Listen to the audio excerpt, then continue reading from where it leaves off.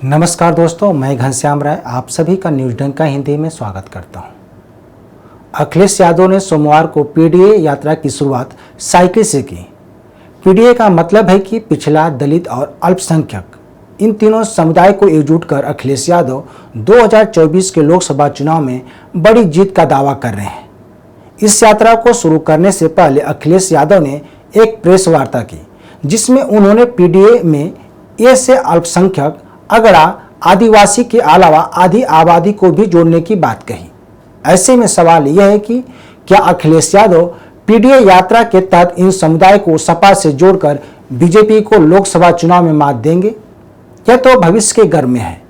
दूसरा सबसे बड़ा सवाल यह है कि अखिलेश यादव बस से उतरकर साइकिल पर क्यों सवार हुए? 2022 के विधानसभा चुनाव में अखिलेश यादव ने 5 करोड़ की बस में चुनाव प्रचार किया था। अब अखिलेश यादव बस को छोड़कर साइकिल पर सवार हो चुके हैं। तो दोस्तों, आज हम अखिलेश यादव के 5 करोड़ी बस और अब साइकिल की सवारी पर बात करेंगे। अगर आप हमारे चैनल पर नए हैं तो आपसे रिक्वेस्ट है कि हमारे चैनल को सब्सक्राइब जरूर करें। मध्य प्रदेश विधानसभा चुनाव में कांग्रेस के साथ गठबंधन नहीं होने पर अखिलेश यादव पार्टी से नाराज है। सवाल पूछा जा रहा है कि अखिलेश यादव किसके खिलाफ यह यात्रा निकाल रहे हैं? क्या यह यात्रा कांग्रेस के खिलाफ है या बीजेपी के खिलाफ है? मध्य प्रदेश विधानसभा चुनाव में कांग्रेस द्वारा सीट बंटवारा नहीं होने पर अखिलेश यादव नाराज है। साथ ही उन्होंने कहा था कि कांग्रेस ने मध्य प्रदेश में जैसा व्यवहार किया है वैसा ही व्यवहार यूपी में कांग्रेस के साथ किया जाएगा। हालांकि कई मीडिया रिपोर्ट में यह भी कहा गया है कि कांग्रेस ने उन्हें मनाने की कोशिश भी की है। इससे अखिलेश यादव के तेवर ढीला हुए हैं। वैसे इसमें कितनी सच्चाई है यह तो आने वाला समय ही बताएगा। फिलहाल तो अखिलेश यादव साइकिल पर सवारी कर चुके हैं और पीडीए यात्रा की शुरुआत कर दिए हैं। इसमें कितना वे कामयाब होंगे यह देखना बड़ा दिलचस्प होगा। अब सवाल यह है कि अखिलेश यादव पीडीए यात्रा साइकिल से क्यों निकाल रहे हैं? जो नेता 1 साल पहले करोड़ों रुपए की बस में बैठकर जनता के बीच गया था, अब वह साइकिल का पैडल क्यों मार रहा है?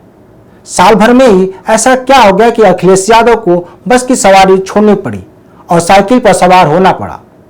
2022 के विधानसभा चुनाव में प्रचार के लिए बनाई गई बस 5 स्टार होटल से कम नहीं थी। बस को 2 भागों में बांटा गया था। बैठक करने की केबिन के और खाने और आराम करने की भी सुविधा थी। इस बस को लेकर जब बीजेपी ने अखिलेश यादव पर हमलावर हुई तो अखिलेश यादव ने सीएम योगी को चुनौती दी थी। उन्होंने कहा था कि अगर मुख्यमंत्री योगी पैदल चलेंगे तो हम भी साइकिल पर चलना शुरू कर देंगे। बहरहाल मुख्यमंत्री योगी पैदल तो नहीं चले, लेकिन अखिलेश यादव लग्जरी बस से उतरकर जरूर साइकिल पर सवार हो गए हैं। 2022 के विधानसभा चुनाव में अखिलेश यादव ने बस से विजय यात्रा निकालकर 111 सीट पर जीत दर्ज की थी। हालांकि अखिलेश यादव सत्ता की कुर्सी से दूर रहे, तो क्या अखिलेश यादव 2024 में 80 सीटों पर अपना परचम लहराएंगे? क्या अखिलेश यादव यह मान लिए हैं कि वे साइकिल पर सवार होंगे तेरी जनता में पैठ बनेगी? क्या अखिलेश यादव अब जनता से सीधा संवाद करना चाहते हैं? वैसे यह बात विधानसभा चुनाव की थी, लोकसभा चुनाव की नहीं। तो क्या अखिलेश यादव लोकसभा चुनाव में जाति समीकरण से यूपी में करिश्मा कर पाएंगे? यह बड़ा सवाल है। अभी तक तो यह दिखाई नहीं दे रहा है। पिछले दोनों लोकसभा चुनाव में कुछ खास नहीं कर पाए अखिलेश यादव अपनी खोई जमीन को पाने की लगातार कोशिश कर रहे हैं। यही वजह है कि वे कांग्रेस को यूपी में घुसने देना नहीं चाहते हैं। वर्तमान में कांग्रेस और सपा के बीच जारी उठापटक इसी का नतीजा है।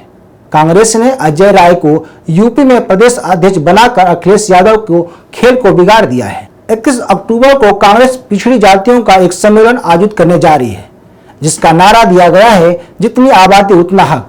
बताते चलें कि कांग्रेस नेता राहुल गांधी लगातार जाति आधारित जनगणना की वकालत कर रहे हैं। 5 राज्यों में हो रहे चुनाव में कांग्रेस ने जाति आधारित जनगणना को मुद्दा बनाया है और सत्ता में आने पर राज्यों में जाति आधारित जनगणना कराने का वादा भी किया है। बीजेपी भी पिछड़ों को लुभाने के लिए कुछ छोटे छोटे दलों को अपने साथ जोड़ रखा है।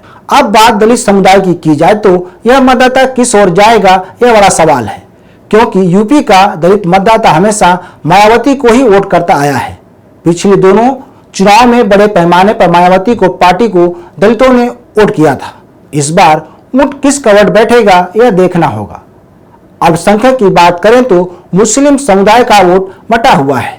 कांग्रेस से छिटकने के बाद मुस्लिम समुदाय सपा और बसपा के साथ हो लिया था। वर्तमान में बसपा से कई मुस्लिम नेता अलग होकर सपा का दामन थाम लिया है।